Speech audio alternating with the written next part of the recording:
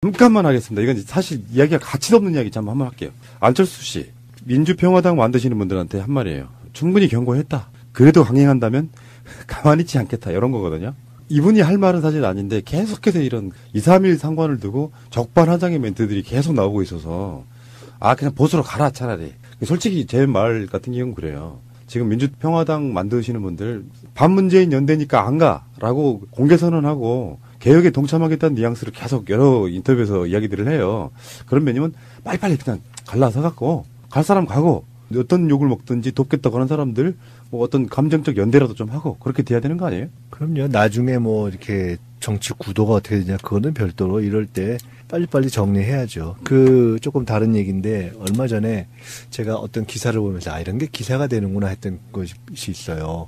민주당에서 국회의원 보좌진 협의회장을 하다가 국민의당 가서 보좌진 협의회장을 했던 김관영 의원의 보좌관이 있어요.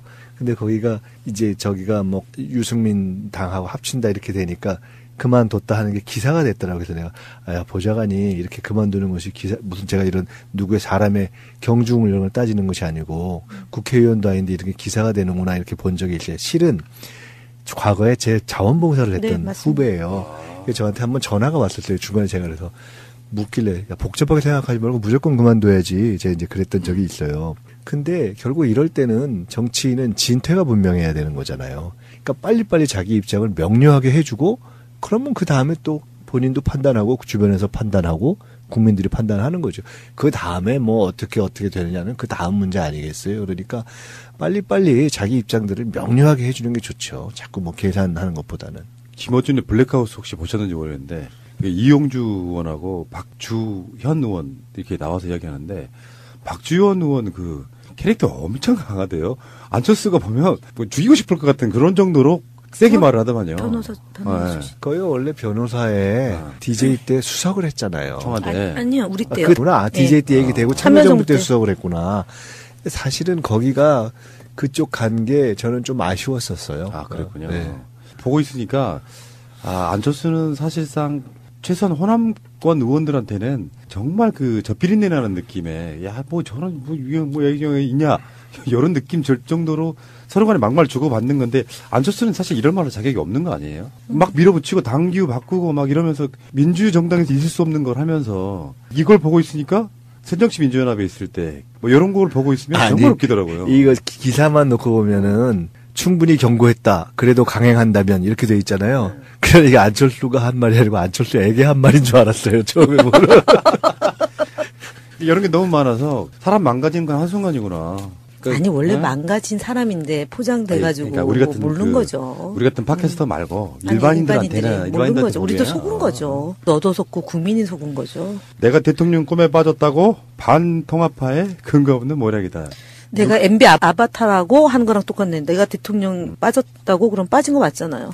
그러니까 이분은 정치를 기본적인 이해가 하나도 없다는 게 본인 말을 순수하게 다 믿는다고 해도 국민의당 생존시키려고 바른정당과 손잡는 것이라는 워딩밖에 안 해요.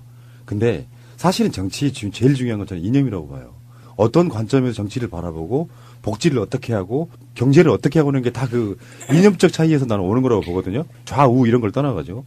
근데 그런 관점이 없어요, 이 양반은. 그러면 기업 M&A 과정이죠. 무슨 화재가 나면 말도 안 되는 소리하고 이런 사람이 뭐 안내부에 있을 때 노동자들 뭐 탄압했다는 뭐 이런 이야기도 있고 그런 관점에서 막 들여다보고 있으면은 정치권의 사실 어쩌면 불행이라고 생각이 들고요. 근데 안철수와 유승민이 그런 얘기를 했거든요. TK만큼은 홍준표 자유한국당이 발 못 붙이게 아주 거기다가 목숨 걸겠다 이런 식의 워딩을 최근에 한 적이 있어요. 그러면 좋은 거 아니에요, 사실은? 감사하죠. 지금 어차피 안철수, 유승민 두 분은 2등 싸움에 들어간 거거든요. 그러니까 1등 싸움이라면 어쨌든 홍준표보다 더 나오자. 그러면 그 다음 대통령은 안과 유와 안 우리 둘이 경쟁하면 그 중에서 하나 가자. 야권 후보가 이렇게 지금 하는 거기 때문에 열심히 하셔야죠, 뭐. 그러니까요. 네. 화이팅, 안철수. 이제 이렇게까지 희화될 만한 정도로 전락한 거네요. 최근에 야당 대표 중에서 가장 뻘짓을 많이 하시는 분 한 분을 꼽자면 이분이 아닐까 싶어요. 안철수. 네. 그래서 안철수와 유승민이 이제 통합을 선언을 하고 나서 이제 국민의당에서는 극렬하게 반발을 하고 있는 상황이고 그래서 신당이 창당이 될 예정이죠. 그런 상황까지 가게 됐는데 오늘 안철수라는 사람에 대해서 한번 얘기를 해보고 싶었어요. 일단은 2009년쯤부터 화려하게 등장을 하죠. 매스컴을 통해서. 그죠. 정치계 혜성처럼 등장해서 뭐 네. 청년층의 마음을 사로잡은 무릎팍도사와 아무튼 난리도 아니었죠. 지지율도 당시에 굉장히 높았고. 네. 안철수 현상이라는 말까지 등장할 정도로. 네, 안철수 신드롬이 굉장히 강했었죠. 예, 당시 이제 어떻게 보면은 긴 암흑기 동안 사람들이 가지고 있었던 정치 혐오가 반영이 되지 않았나. 그래서 그 정치 혐오를 통해서 기존 정치인들에 대한 그 불신감. 그런 부분들이 새로운 인물에 대한 기대감으로 이렇게 승화돼서 나타난 것 같은데 일단은 뭐 안철수 씨는 이제 토크 콘서트를 통해서 청년들층을 공략하는 그런 모습을 보였는데 뭐 시골의사 박경철 원장이랑 같이 뭐 합동으로 토크 콘서트 많이 했거든요. 그래서 그 부분이 많이 이슈가 됐었어요. 나중에 결국에 이제 두 분은 안 좋게 결별한 걸로 지금 이렇게 나와 있고 일단은 그러니까 양세병님 말씀하셨던 무릎팍도사 최고였죠. 네, 황금어장. 그 편을 자세히 보자면 거의 그 메시아급으로 이렇게 띄워주지 않았나? 그런 생각까지 들어요. 네, 청년들의 멘토로 자리 잡았죠. 그때부터 확실히. 멘토, 맞아. 그때 네. 한창 이제 멘토링 네, 이런 얘기에 그때 많았어요. 멘토, 멘티 이런 단어가 많이 나왔던 것 같아요. 그때 당시에 그 방송 내용을 가지고 그때 또 변희재가 네. 안철수가 거짓말을 했다 이런 식으로 또 물어뜯기 할 만큼 이제 그 고기가 많이 붙은 모습을 보여줬었죠. 그런 식으로 해서 사람들의 기대를 한 몸에 받게 됐죠. 일단 뭐 젊은 청년 벤처 사업가의 이미지, 특이한 이력. 이 의사 출신인데도 불구하고 IT 사업가의 그런 커리어라든지 그런 부분들이 많은 사람들에게 신비롭게 다가왔고 그리고 뭐 대표적인 발명품 V3 뭐 이런 부분들. 그래서 그런 부분이 그 무릎팍도사를 통해서 사람들에게 그 새로운 인물에 대한 그 기대감까지 해가 편승돼서 안철수 현상이라는 새로운 현상이 나타난 거죠. 그래서 결국에는 정치에 입문을 하게 되죠. 당시에 국민들이 기대했던 지점은 그런 것 같아요. 그 정치인들이 늘 보여줬던 네. 서로 막 이렇게 야합하고 네. 뒤에서 막 손잡고 아닌 척하고 그런 것들 있잖아요. 그렇죠. 비겁하고. 네, 그런 식으로 선배 뭐 학벌 같은 거 같이 따져가지고 학연지연 따지고 네. 이런 모습을 보여주지 않겠다 이런 식으로 많이 마케팅을 했었잖아요. 네. 그런 부분이 많이 잘 먹혔던 것 같아요. 네. 근데 문제는 거기에 본인이 너무 취한 것 같다는 생각도 들더라고요. 그러니까 나는 이런 사람이야. 너와는 대척점에 서 있어. 네, 라는 이미지를 계속 하다 보니까 취한 것 같아요. 예, 그래서 그런지 안철수가 기존 정치를 많이 부정을 하죠. 네. 그래서 새 정치. 맨날 새 정치. 그놈의 새 정치. 얘기를 하지만 결국 결론적으로 봤을 때 지금까지 보여준 그 정치 행보는 과연 그게 새 정치라고 말할 수 있느냐 그런 의문을 제기하게끔 할 정도로 뭐 구태의연한 모습을 다 보여주고 있습니다. 네. 정치에 입문을 해서 이제 새정치민주연합에서 문재인 현 대통령과 이제 그때 당시에는 이제 공동대표를 맡아서 그 새정치민주연합을 끌고 나가는데 그 와중에서도 여러 가지 횡포를 일삼죠. 당론대로 이렇게 좀 그러니까 힘을 모아서 가도 부족한 상황인데 자꾸 그 안에서 딴지를 거는 거예요. 거기서부터 내가 봤을 땐 미천이 슬슬 드러나지 않았나 그런 생각도 들거든요. 그 완전히 진보가 아니고 자기는 중도 진보다. 그 무슨 말인지 모르겠어. 원래 친진보 성향으로 계속 가기는 하는데 어찌됐던 자기는 중도고 굉장히 객관적인 사람이고 정치에 썩지 않은 그런 사람이다라는 걸 계속 보여주려다 보니까 네. 자꾸 딴지를 걸게 되고 그랬던 것 같아요. 그 결국 이제 무리수를 두는 수밖에 없는 거예요. 왜냐면 자꾸 같은 당 안에서도 저쪽이랑 자기는 다르다라는 모습을 보여주려고 하니까 옳은 소리를 했을 때는 그래도 같이 이렇게 힘을 모아서 따라가주는 그런 부분도 필요한데 저쪽에서 옳은 소리 하는데 계속 그 부분에 딴지를 걸다 보니까 무리수를 두게 되는 거예요. 어찌됐던 너네는 정치질을 하고 있다라는 식으로 뭔가 항상 나오는 느낌? 치는? 정치하러 왔잖아. 네. 안철수가 꿈꿨었던 정치인의 모습이 과연 뭐였을까? 아직도 그건 미스테리인 것 같아요. 네. 그가 말하는 새 정치가 무엇이었는가? 진짜 새? 새가 된 버드? 정치. 철새? 안철새. 결국 철새가 돼버렸지, 네. 결론적으로. 하여튼 기존 새정치민주연합에서 호남 지역을 기반으로 해가지고 호남 지역 기반의 의원들과 함께 국민의당을 창당을 하게 되죠, 결국에는. 국민의당을 창당을 해서 호남 민심을 기반으로 한 그 신당을 창당을 해서 대선까지 이렇게 노리게 되는 그런 상황까지 갔는데, 뭐 국민의당 자체가 어마어마하게 그 국민적 정서에 이반돼 있다. 그런 부분은 이제 현재 지지율 조사로도 충분히 보여주고 있다. 그런 생각이 들고, 처음에 호남에서 이제 민주당에 등을 돌리고 나서 국민의당을 선택했었던 건 당시 이제 민주당에서 했었던 여러 가지 그 실책들에 대해서 일종의 회초리를 드는 마음으로. 왜냐면 민주당의 본산이 어딥니까? 호남 아닙니까? 그럼에도 불구하고 회초리를 드는 심정으로 국민의당을 지지하게 됐는데 결국에는 총선이 끝나고 나서 국민의당이 보여준 모습은 호남 민심을 잡기는 어렵다. 그런 부분을 충분히 보여줬었죠. 그러니까 그런 게 있잖아요. 정치할 때 정치인이던 당이던 네. 어그로를 끌더라도 어느 정도 관심이나 인기를 얻으면 뭐 수확이 있다고 할 수 있는데 네. 국민의당은 결국에 그 이미지와 관심 둘 다 잃어버린 것 같아요. 네. 그러니까 어정쩡하게 확실한 해버리면서 네, 정말 확실한 중독으로 가버린 거죠. 그런 거를 확실한 중도라고 해야 되나 싶을 정도로 장난이죠. 그냥 물에 물 탄 네, 건지 술에 말장난. 술 탄 건지 뭐 네. 그냥 그 정도 수준인 것 같고 국민의당은 결국에는 이제 분당해서 결국에는 역사의 뒤안길로 소멸돼 가는 그런 과정을 겪는 게 아닌가 그런 생각이 들고요. 그리고 나서 이제 안철수라는 사람이 이제 대권에 2번이나 도전을 했었잖아요. 일단 2012년도에 결국에 이제 단일화로 끝나게 됐지만 18대 대선에 도전을 했었고 당시에 많은 지지율을 얻었죠. 그리고 이제 단일화 후보 토론회가 있었죠. 문재인 당시 후보랑 토론회를 했을 때 결국엔 토론 실력이 형격히 떨어지지 않느냐. 뭐 그런 부분들. 그리고 아마추어 정치인이라는 이미지. 네, 그렇죠. 프로페셔널한 모습 그리고 좀 완숙한 모습은 좀 떨어지지 않았나. 그래도 당시에 사람들이 그래도 이제 뭐 좀 신선하니까 이러면서 그래도 거기까지 포장해서 잘 갔었던 것 같고 저는 그때 당시 이제 안철수가 좀 찝찝했었던 게 그 단일화를 하고 나서 뭐랄까 그 뒤가 개운하지 않은 그런 모습들을 보여줬어요. 뭐 눈물을 보인다든지. 그리고 뭐 적극적으로 문재인 후보를 당시 지지하거나 그런 모습은 많이 떨어졌었죠. 그러니까 마치 2002년 대선에서 단일화를 했지만 막판이 뒤집었었던 정몽주는 극단적인 부분이었지만 뭐 안철수는 약간 지지부진하게 계속 이렇게 방해를 놓는 듯한 그런 모습. 자기가 후보를 양보했었다라고 계속 생색내는 듯한 그런 모습을 보여줬었죠. 네. 결국 그래서 2018년도 대선에서는 뭐 이제 단일화로 대권을 포기하게 되는 그런 상황이었었고, 국민의당을 창당하고 나서 이제 2017년 벚꽃 대선에 이제 도전을 했죠. 그러나 결국에는 예상과는 다르게 처참하게 3위에 그치는 그런 결과를 보여줬었죠. 근데 사실 그 2012년에 한번 대선 후보로서 토론회를 겪었다면 네. 2017년 대선 후보 때도 토론회를 할 거라는 걸 생각을 해야 되잖아요. 네. 근데 5년간 토론 실력이 하나도 늘질 않았어요. 오히려 퇴보됐죠. 네. 네, 퇴보된 데다가 그때 당시에는 제가 봤을 때 안철수 캠프에서 전략 자체를 완전히 잘못 잡은 거죠. 네. 차라리 그때 제가 MB의 아바타입니까 뭐 이런 거 자기의 정체성을 상대방 후보에게 묻는 그런 행위를 하지 말고 국민에게 청사진을 제시한다든지 그다음에 자신의 정책과 공약에 대해서 이렇게 설명하는 그런 거를 충분히 연습을 하고 나왔다면 적어도 홍준표한테 지는 그런 부르는 맞아요. 겪지 않았을 텐데. 토론만 잘했어도 그 극우나 이렇게 극좌라고 딱 정해져 있는 사람들이 아닌 중도 표들을 어느 정도 가져갈 수 있을 만한 위치에 있었다고 생각하거든요. 예, 당 그렇죠, 이미지 이제 자체가. 정알못 이런 분들 있잖아요. 예. 아예 관심 없는 사람들은. 아예 관심 없는 사람들은 토론에서 말만 잘해도 솔직히 나는 너무 우쪽이나 좌쪽은 부담스러운 것 같아라고 생각하는 그렇죠. 사람들이 주변에 많았었거든요. 야, 그래도 안철수지? 뭐 이런 네. 생각을 할 수 있을 수도 있거든요. 토론 때문에 네, 그렇죠. 말아먹었죠. 예, 근데 토론 때문에 완전 날려먹었죠.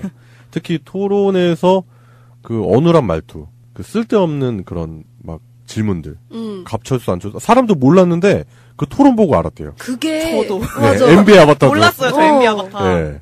그러니까 괜히 지가 지 무덤을 3m나 판 거야. 저는 그게 약간 어떻게 보였냐면 전 애인의 찌질한 전화나 문자처럼 보였어요. 자니? 막 그런 거 있잖아. 내가 그렇게 싫어? 싫어. 이런 거 되게 확실하게 대답이 정해져 있는데 그걸 듣기는 싫은데 물어보는 그런 질문들 있잖아요. 이런 거 뭐 우리 다시 시작할 수 없겠지? 없어. 그런 질문들만 계속 하니까 네. 진절머리 났을 것 같아요. 적절한 표현인 것 네. 같아요. 예. 하여튼 그런 부분 때문에 오히려 자신의 이미지를 현격하게 떨어뜨리면서 실추시켰고, 그리고 국민의당을 지지하는 사람들의 그 실망감, 그걸 부추기게 되는 그런 결과를 초래했죠. 당시 제가 아시는 분들도 안철수 지지하신 분들이 꽤 많았어요. 의외로. 아까 양세병님이 지적하는 대로 나는 왼쪽도 오른쪽도 네. 싫다 뭐 이런 거 있잖아요. 맞아요. 그래서 그래도 인물을 보겠다 그래서 당시에는 이제 안철수의 민낯이 그렇게 드러나지 않은 상황이었기 때문에 사람들이 그래도 지지하는 분들이 있었는데 토론회 보고 많이 맞아요. 이반됐어요. 이탈되고. 예, 그런 부분이 또 생각이 나더라고요. 예, 하여튼 그런 식으로 해서 대선을 홀랑 시원하게 말아 드시고 아직까지 정신을 제대로 못 차린 것 같아요. 그러고 나서도 결국에는 이제 그 말도 안 되는 새로 탄생한 문재인 촛불 정부에 대한 악의적인 폄훼라든지 이런 부분들을 지속적으로 끌고 나가고 있는데 결국에는 우리가 방송 모두에서도 얘기했었지만 안철수가 원하는 새 정치가 과연 이런 모습인가? 그러니까 아까 이 작가님이 짚었잖아요. 뭐 야합. 그러니까 완전히 정치꾼의 모습 그런 거 있잖아요. 우리가 싫어하는 그런 모습들. 결국 안철수가 정치를 시작한 지 약 10년 후가 됐을 때 결국 본인도 그 모습이 되어버렸다. 괴물이 되어버린 거죠, 스스로. 맞아요. 원래 중도 진보였다가 이제 중도 보수로 가고 있잖아요. 또 완전 보수는 또 아닌데 민주당에서도 이루지 못하고 국민의당에서도 이루지 못했던 그 꿈이 네. 그 결국에는 그냥 대통령 해먹고 싶다라는 그 대권 욕심이거나 아니면 뭐 다당제에 대한 열망? 그거 말고는 사실 뭔지 모르겠어요. 그리고 국민의당이 사실 어떤 조직이라기보다는 안철수당이잖아요. 거의 그렇죠. 그러니까 지기 스스로도 그러잖아. 자기가 네. 돈 많이 투자했다고. 네, 조직이라는 여러 사람이 모인 정당 느낌이 안 들고 안철수 사당이라고 해야 되나? 개인의 당으로 느껴지기 때문에 네. 도대체 무슨 생각을 하는지 확실히 알 수가 없는 사람이죠. 개인 기업 있잖아요. 네, 맞아요. 네, 개인 기업을 이끌었었던 사람이기 때문에 자꾸 그런 오너 마인드. 특히 대한민국의 기업인들이 가지고 있는 그 닫혀있는 오너, 오픈되어 있는 오너가 아닌 닫혀있는 오너의 그런 마인드가 계속 나오지 않나. 그러니까 수직 구조로만 계속 생각을 하는 거죠. 자신은 군림한다. 계속 그런 모습만 보여주는 것 같아요. 저는 어떻게 보면은 이분이 그러니까 계속해서 정치하기 이전에는 계속 성공만 해왔고 네. 어떤 결실을 자기가 노력했을 때 얻어왔잖아요. 네. 그래서 내가 뭔가 노력하고 투자하면 성공이라는 대가가 따라오게 되어 있어라는 걸 생각하고 있었는데 정치에선 그게 마음대로 되지가 않는 거예요. 네. 그러면서 그걸 뭐라고 하죠? 도박사의 오류라고 하나요? 그러니까 계속 뭔가를 퍼붓게 되는 거예요. 이번에 한 번은 되겠지. 저번에 한 번은 되겠지. 예. 그러면서 계속 자기를 잃어가는 과정인 것 같아요. 네. 또 뭐랄까 소통 공감 능력이 현격히 떨어진다. 그 문재인 대통령이랑도 비교를 해봐도 그런 부분에서 현격하게 좀 차이가 나지 않나 그런 모습이 또 많이 보여지는 것 같아요. 사실 이번에 KBS 고대영 사장이 나갔잖아요. 네. 그때도 이거는 또 새로운 적폐다라는 말을 했었죠. 그러니까요. 그리고 본인이 했었던 말을 또 뒤집는 거잖아요. 네, 예. 그렇죠. 근데 저는 그 새로운 적폐라는 단어도 이게 대체 무슨 의미인가 했어요. 아니 적폐라는 게 오랫동안 쌓여있는 거잖아. 그게 새롭대. 그래서 뭔 얘기인가 했어요. 그러니까 그 단어 선택이라든지 이런 부분도 많이 좀 부족한 부분을 많이 보여주고 있어요. 처음에 안철수가 사실 국회의원을 하게 됐을 때 얘기했던 게 국회의원은 5번째 직업이다라고 얘기를 했어요. 맞아요. 그 말이 모든 걸 암시하는 것 같아요. 왜냐면은 결국엔 5번째 직업이기 때문에 6번째 직업이 뭔가가 있고 이거 대통령? 나는 일단 던지고 시작한다는 느낌이 있고 네.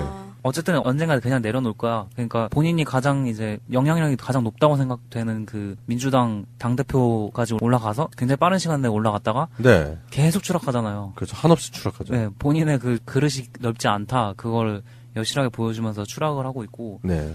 그 사실은 이제 당대표를 한다든가 하면은 원래는 당 내외로 챙겨야 되는 일이 많아요. 그래서 그 당대표로서의 일을 해야 되는데 그 당대표로서 일을 하다 보면은 법안 발의에 사실 좀 뒤처질 수밖에 없거든요. 네. 그래서 법안 발의 숫자만 놓고 따졌을 때 법안 발의를 당대표들은 굉장히 못하게 돼 있어요. 막 해봐야 1년에 5개, 6개 이 정도밖에 못하게 되는데 안철수 같은 경우에는 법안을 진짜 굵직굵직한 법안을 다 내놔요. 그러니까 뭐 예를 들면은 CJ 같은 대기업이 영화관을 맘대로 조정하잖아요. 그거를 이제 금지하는 영비법이라든가 네. 이해 충돌 방지 조항을 다시 되살리는 식으로 그 김영란법을 개정하는 개정안이라든가 뭐 자금 세탁 방지라든가 세모녀법이라든가 신한염전 노예법 이런 거를 다 자기가 발의를 해요. 이게 그러니까 전반적으로 발의한 법안들이 이슈에 되게 포커싱 돼 있는 것 같아요. 네, 예. 그때 당시에 사회적 이슈에 포커스를 딱 맞추고서 그거를 자기가 대표 발의를 딱 하거든요. 그 의회에서 그걸 하는데 그때 당시에는 잘하는가 보다 이렇게 생각하고 넘어갈 수 있는데 시스템에 가면은 이 사람이 올린 발의한 내용이 다 나와요. 네. 근데 그거를 들어가서 직접 보면은 사실은 똑같은 이름의 다른 법이 이미 민주당이나 그 정부에서 이미 발의한 법들이 있고 그거를 그대로 가지고 와가지고 조금만 편집한 다음에 올리거나 거의 완전 그대로 올리는 식으로 일을 진행한 거예요. 학교 네. 때 그 레포트 그런 식으로 베낀 새끼들 되게 싫어했거든요. 점수는 높게 봤는데 네. 법안 발의 숫자는 점수인데 그 점수에 목을 맨 나머지 자기가 실제로 해야 되는 직무는 팽개치고 반장으로서의 책임은 팽개쳐버리고 네 그런 학생을 보는 것 같은 느낌이죠. 그리고 보통 당대표 정도 되면 험지 출마 이런 거 하잖아요. 진짜로. 내가 현직 의원이 안 되더라도 진짜 공격적으로 험지에 출마해가지고 자신들의 지지도가 떨어지는 곳에 계속 당대표로서 공략을 하는 그런 험지 출마를 하는데, 문재인 대통령이 이제 예전에 과거에 이제 부산 쪽에 출마했었던 거, 그리고 노무현 대통령도 그런 험지 출마를 몸소 실천을 했었는데, 안철수는 험지가 아니라 이제 편한 곳, 될 만한 곳만 이렇게 찾아가는 것 같아요. 특히 본인의 지역구였던 노원, 그쪽을 지속적으로 공략했었던 그런 부분 보이고, 제가 봤을 때 요번에 서울시장에 출마를 할까요, 과연? 6번째 직업이 혹시 서울시장인가? 2011년에 그냥 하시지. 박원순 시장한테 양보했었잖아요. 네. 지금 결과론적으로 봤을 때 박원순 시장이 한 게 천만다행이잖아요. 당연하죠. 아니, 그냥 하는 말이죠. 그때는 지지율이 50%가 거의 넘고 그랬었잖아요, 당시에는. 네. 근데 그때 했으면 뭐 가능성이 있는데, 이제 와서 해서는. 근데 그런 지지율만으로도 과연 당선이 됐을까 하는 생각도 해봐야 돼요. 그렇긴 하죠. 예. 그런 지지율로만 과연 정치를 할 수 있었을까? 그런 부분도 생각해 봐야 되고, 안철수 나름대로의 계산이 있었겠죠. 이번에 양보하면 다음엔 내 차례지, 막 이러면서. 약간 착한 느낌. 네, 요번에도 아마 지분을 요구하면서 서울시장에 출마하지 않을까. 뭐 그런 생각도 해봅니다. 그 본인이 이렇게 드림 빌딩을 하는 것 같아요. 아니면은 뭐 버킷리스트 적어가지고. 이렇게 체크를 계속 하나씩. 죽기 전에 해야 할 10가지 직업 해가지고 이렇게 쫙 나열하면서 이제 6번째 서울시장, 7번째 대통령. 10가지 할 수 있을 것 같은데요, 뭐. 대통령 이런 거 말고. 엑셀 같은 거 만들어서 이번에 내가 양보했어. 이 사람한테. 여기 내가 다음엔 이걸 할 수 건. 있어. 꼼꼼하게 적어놔서 체크하고. 사업가도 원래 그러잖아요. 왜냐면은 서로 그거 기브앤테이크에서 되게 네. 민감하잖아요.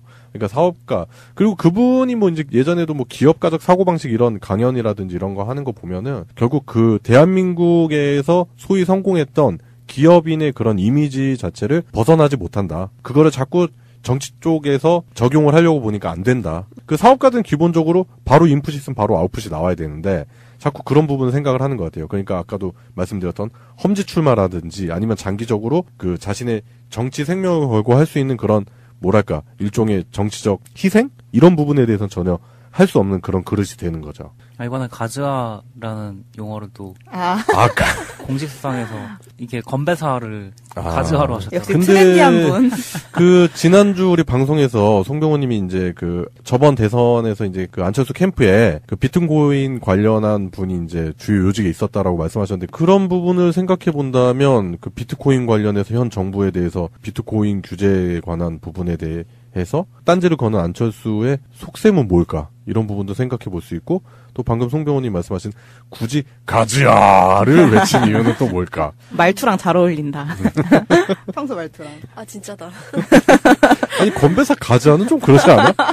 가긴 가야지 바른정당으로. 그렇죠. 네. 근데 사실 합당밖에 방법이 없잖아요. 국민의당이 지지율이 제일 낮던데, 그죠, 지금? 지금 국민의당 지지율 뭐 한 자릿수대에서 계속 헤맨 거는 뭐 한 1년 정도 된 상황이고 5%로 가장 낮던데 어쩔 수 없죠. 처음에 얘기했던 중도표가 네. 바른정당이랑 국민의당으로 빠지고 있다고 생각하니까 네. 이제 그걸 합쳐야 되는 건데, 여태까지 중도 진보에서는 아무것도 이루지 못했잖아요, 결국에. 네. 그게 사실 진보 쪽은 인물 중심이잖아요. 네. 그래서 친노, 친문 이런 식으로 가는데, 보수는 아무래도 그 새로운 인물에 대한 융통성이 확실히 있으니까 뭐 그거를 믿어보는 것 같기는 해요. 홍준표도 사실은 비주류였잖아요. 근데 가능성이 있으면은, 그러니까 이 정당이 성공할 수 있다는 가능성만 있으면 새로운 사람들의 유입 다 허용을 하니까 그거를 믿고 가는 것 같은데, 지금 상황에 안철수한테는 가장 최선의 방법이라고는 생각해요. 그게 저희 정치에서 봤을 때 최선의 흐름은 아니겠지만. 결국에는 이제 우리가 예전에 이제 국민의당 창당했을 때 그런 부분을 생각을 했었잖아요. 인물이 너무 많다.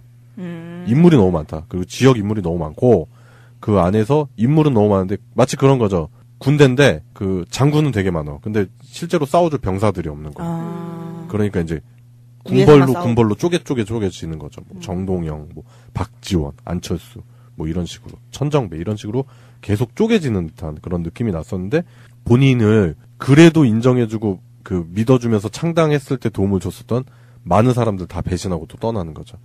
왜 그런 줄 아세요? 사업가 마인드예요. 인풋을 얻는데 아웃풋이 안 나오니까 이 사업 버리는 거죠. 호남 쪽에서 엄청 민심 안 좋더라고요. 예. 국민의당은 실패한 사업, 새로운 사업을 찾아야지. 예, 그래요. 안철수가 원하는 게 과연 무엇이었을까? 안철수가 원하는 새정치, 안철수가 말하는 새정치는 과연 무엇이었을까? 라는 수많은 의구심만 남긴 채 현재 바닥이 어딘지도 모르고 추락하고 있는 안철수라는 정치인에 대해서 청년들의 시각으로 한번 얘기해보는 시간을 가졌는데 과연 안철수가 원한 게 뭐였을까요? 그 버킷리스트에 대통령 하나 써놓고 그거를 위해 달려가는 거겠죠. 뭐. 그 김영삼이 옛날에 그랬대잖아요. 미래의 대통령이라서 중학교 시절에 그래가지고 뭐 친구가 그거 찢어가지고 뭐 멱살잡고 싸웠다고 뭐 그런 얘기가 있는데 뭐 그런 수준의 그런 대통령을 원하는 건가? 제 생각엔 그냥 내가 다 했다라는 그 자부심만 가지고 싶어하는 것 같아요. 찬성도 하고 반대도 하고 해볼 거 다 해봤다 정치판에서. 예. 저는 뭐 양세병님 의견이랑 좀 비슷한데 맞아요. 그 대통령 같아요. 자기가 이만큼 정치에 투자를 했으니까 받을 수 있는 아웃풋 그건 적어도 뭐 서울시장 내지는 대통령 정도는 돼야 되지 않겠나라고 그런 생각이 듭니다. 혼자 생각하고 있겠죠. 예. 나는 장차 대통령이 될 테야 이러고 있을 거야. 가자.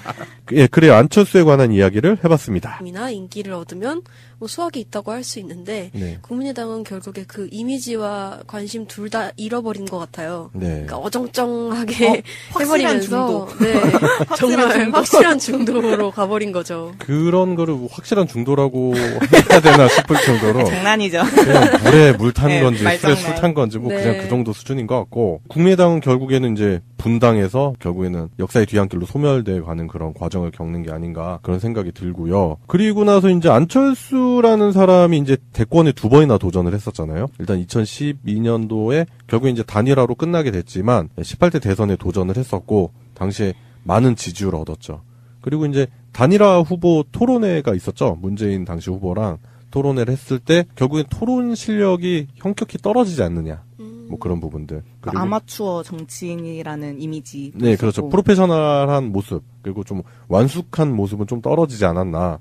그래도 당시에 사람들이 그래도 이제 뭐 좀 신선하니까 이러면서 그래도 거기까지 포장해서 잘 갔었던 것 같고 저는 그때 당시 이제 안철수가 좀 찝찝했었던 게 그 단일화를 하고 나서 뭐랄까 그 뒤가 개운하지 않은 그런 모습들을 보여줬어요. 뭐 눈물을 보인다든지. 그리고 뭐 적극적으로 문재인 후보를 당시 지지하거나 그런 모습은 많이 떨어졌었죠. 그러니까 마치 2002년 대선에서 단일화를 했지만 막판이 뒤집었었던 정몽주는 극단적인 부분이었지만 뭐 안철수는 약간 지지부진하게 계속 이렇게 방해를 놓는 듯한 그런 모습. 자기가 후보를 양보했었다라고 계속 생색내는 듯한 그런 모습을 보여줬었죠. 네. 결국 그래서 2018년도 대선에서는 뭐 이제 단일화로 대권을 포기하게 되는 그런 상황이었었고, 국민의당을 창당하고 나서 이제 2017년 벚꽃 대선에 이제 도전을 했죠. 그러나 결국에는 예상과는 다르게 처참하게 3위에 그치는 그런 결과를 보여줬었죠. 근데 사실 그 2012년에 한번 대선 후보로서 토론회를 겪었다면 네. 2017년 대선 후보 때도 토론회를 할 거라는 걸 생각을 해야 되잖아요. 네. 근데 5년간 토론 실력이 하나도 늘질 않았어요. 오히려 퇴보됐죠. 네. 네, 퇴보된 데다가 그때 당시에는 제가 봤을 때 안철수 캠프에서 전략 자체를 완전히 잘못 잡은 거죠. 네. 차라리 그때 제가 MB의 아바타입니까 뭐 이런 거 그 자기의 정체성을 상대방 후보에게 묻는 그런 행위를 하지 말고 국민에게 청사진을 제시한다든지 그다음에 자신의 정책과 공약에 대해서 이렇게 설명하는. 잠깐만 하겠습니다. 이건 사실 이야기가 가치도 없는 이야기 좀 한번 할게요. 안철수 씨, 민주평화당 만드시는 분들한테 한 말이에요. 충분히 경고했다. 그래도 강행한다면 가만히 있지 않겠다. 이런 거거든요. 이분이 할 말은 사실 아닌데 계속해서 이런 2, 3일 상관을 두고 적반하장의 멘트들이 계속 나오고 있어서 그냥 보수로 가라 차라리. 솔직히 제 말 같은 경우는 그래요. 지금 민주평화당 만드시는 분들 반문재인 연대니까 안 가라고 공개 선언하고 개혁에 동참하겠다는 뉘앙스를 계속 여러 인터뷰에서 이야기들을 해요. 그런 면이면 빨리빨리 그냥 갈라서 갖고 갈 사람 가고 어떤 욕을 먹든지 돕겠다고 하는 사람들 뭐 어떤 감정적 연대라도 좀 하고 그렇게 돼야 되는 거 아니에요? 그럼요. 나중에 뭐 이렇게 정치 구도가 어떻게 되냐 그거는 별도로 이럴 때 빨리빨리 정리해야죠. 조금 다른 얘기인데 얼마 전에 제가 어떤 기사를 보면서 이런 게 기사가 되는구나 했던 것이 있어요. 민주당에서 국회의원 보좌진 협의회장을 하다가 국민의당 가서 보좌진 협의회장을 했던 김관영 의원의 보좌관이 있어요. 근데 거기가 이제 저기가 뭐 유승민 당하고 합친다 이렇게 되니까 그만뒀다 하는 게 기사가 됐더라고요. 그래서 내가 보좌관이 이렇게 그만두는 것이 무슨 제가 이런 누구의 사람의 경중을 이런 걸 따지는 것이 아니고 국회의원도 아닌데 이렇게 기사가 되는구나 이렇게 본 적이 있어요. 실은 과거에 제 자원봉사를 했던 후배예요. 저한테 한번 전화가 왔었어요. 주변에 제가 그래서 묻길래 야, 복잡하게 생각하지 말고 무조건 그만둬야지. 제가 이제 그랬던 적이 있어요. 근데 결국 이럴 때는 정치인은 진퇴가 분명해야 되는 거잖아요. 그러니까 빨리빨리 자기 입장을 명료하게 해주고 그러면 그 다음에 또 본인도 판단하고 주변에서 판단하고 국민들이 판단하는 거죠. 그 다음에 뭐 어떻게 되느냐는 그 다음 문제 아니겠어요. 그러니까 빨리빨리 자기 입장들을 명료하게 해주는 게 좋죠. 자꾸 뭐 계산하는 것보다는.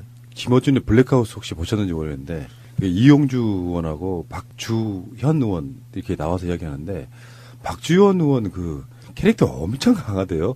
안철수가 보면 뭐 죽이고 싶을 것 같은 그런 정도로 세게 말을 하더만요. 변호사. 네. 거요 원래 변호사에 DJ 때 수석을 했잖아요. 청와대. 아니요, 우리 때요. 그구나. DJ 때 얘기되고 참여정부 때 수석을 했구나.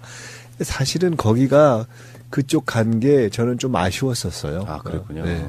보고 있으니까 안철수는 사실상 최소한 호남권 의원들한테는 정말 그 저 비린내 나는 느낌에 야 뭐 저런 뭐 얘기가 있냐 이런 느낌 들 정도로 서로 간에 막말 주고받는 건데 2009년쯤부터 화려하게 등장을 하죠. 매스컴을 통해서. 그죠. 정치계 혜성처럼 등장해서 뭐 네. 청년층의 마음을 사로잡은 무릎팍도사와 아무튼 난리도 아니었죠. 지지율도 당시에 굉장히 높았고. 네. 안철수 현상이라는 말까지 등장할 정도로. 네, 안철수 신드롬이 굉장히 강했었죠. 예, 당시 이제 어떻게 보면은 긴 암흑기 동안 사람들이 가지고 있었던 정치 혐오가 반영이 되지 않았나. 그래서 그 정치 혐오를 통해서 기존 정치인들에 대한 그 불신감. 그런 부분들이 새로운 인물에 대한 기대감으로 이렇게 승화돼서 나타난 것 같은데 일단은 뭐 안철수 씨는 이제 토크 콘서트를 통해서 청년들층을 공략하는 그런 모습을 보였는데 뭐 시골의사 박경철 원장이랑 같이 뭐 합동으로 토크 콘서트 많이 했거든요.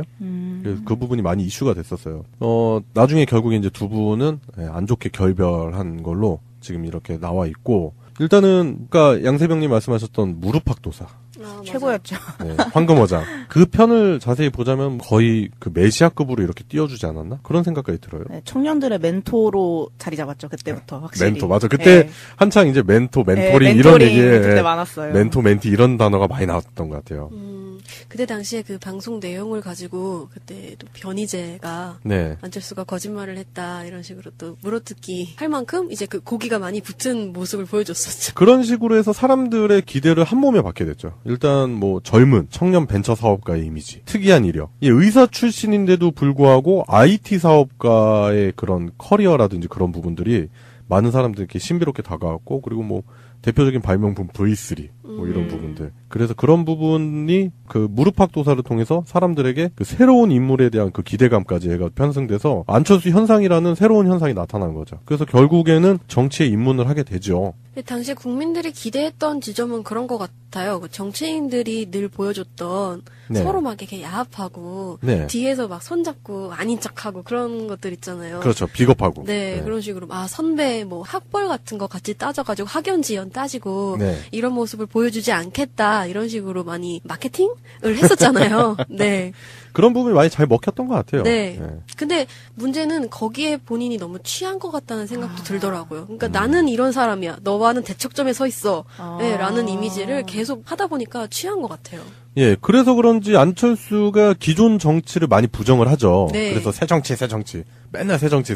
그놈의 새 정치. 얘기를 하지만 결국 결론적으로 봤을 때 지금까지 보여준 그 정치 행보는 과연 그게 새 정치라고 말할 수 있느냐 그런 의문을 제기하게끔 할 정도로 뭐 구태의연한 모습을 다 보여주고 있습니다. 네. 정치에 입문을 해서 이제 새정치민주연합에서 문재인 현 대통령과 이제 그때 당시에는 이제 공동대표를 맡아서 그 새정치민주연합을 끌고 나가는데 그 와중에서도 여러 가지 횡포를 일삼죠. 당론대로 이렇게 좀 그러니까 힘을 모아서 가도 부족한 상황인데 자꾸 그 안에서 딴지를 거는 거예요. 거기서부터 내가 봤을 땐 미천이 슬슬 드러나지 않았나 그런 생각도 들거든요. 그 완전히 진보가 아니고 자기는 중도 진보다. 그 무슨 말인지 모르겠어. 원래 친진보 성향으로 계속 가기는 하는데 어찌됐던 자기는 중도고 굉장히 객관적인 사람이고 정치에 썩지 않은 그런 사람이다라는 걸 계속 보여주려다 보니까 네. 자꾸 딴지를 걸게 되고 그랬던 것 같아요. 그 결국 이제 무리수를 두는 수밖에 없는 거예요. 왜냐면 자꾸 같은 당 안에서도 저쪽이랑 자기는 다르다라는 모습을 보여주려고 하니까 옳은 소리를 했을 때는 그래도 같이 이렇게 힘을 모아서 따라가주는 그런 부분도 필요한데 저쪽에서 옳은 소리 하는데 계속 그 부분에 딴지를 걸다 보니까 무리수를 두게 되는 거예요. 어찌됐든 너네는 정치질을 하고 있다라는 식으로 뭔가 항상 나오는 느낌? 치는? 정치하러 왔잖아.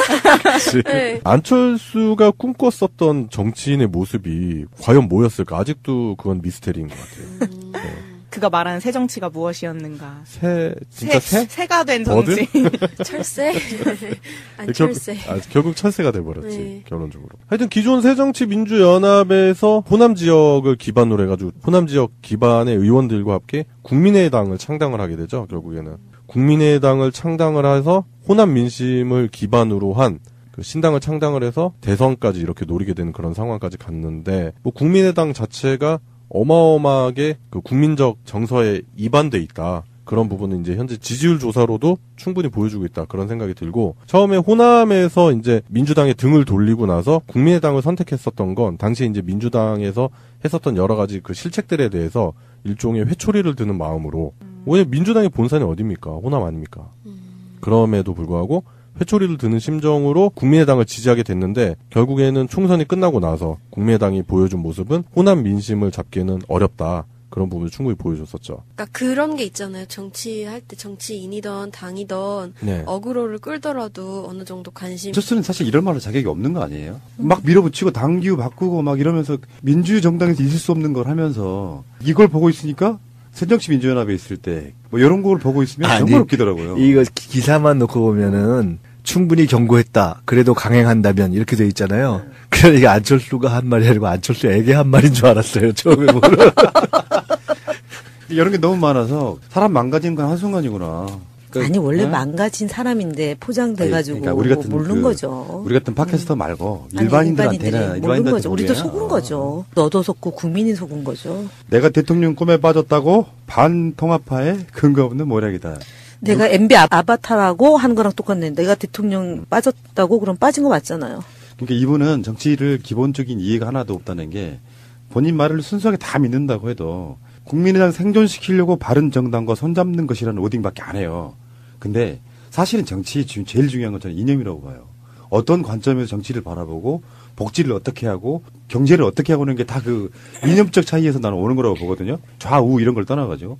근데 그런 관점이 없어요, 이 양반은. 그러면 기업 M&A 과정이죠. 무슨 화재가 나면 말도 안 되는 소리하고, 이런 사람이 뭐 안내부에 있을 때 노동자들 뭐 탄압했다는 뭐 이런 이야기도 있고, 그런 관점에서 막 들여다보고 있으면은 정치권의 사실 어쩌면 불행이라고 생각이 들고요. 근데 안철수와 유승민이 그런 얘기를 했거든요.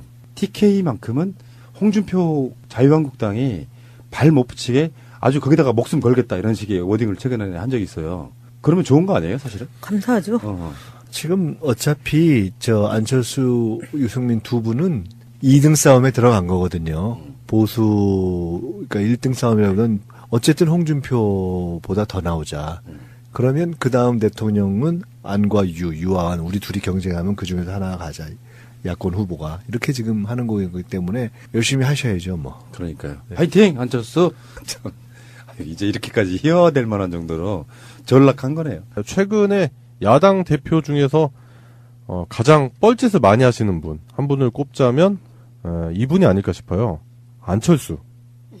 네. 그래서 안철수와 유승민이 이제 통합을 선언을 하고 나서 이제 국민의당에서는 극렬하게 반발을 하고 있는 상황이고, 그래서 신당이 창당이 될 예정이죠. 그런 상황까지 가게 됐는데, 오늘 안철수라는 사람에 대해서 한번 얘기를 해보고 싶었어요. 일단은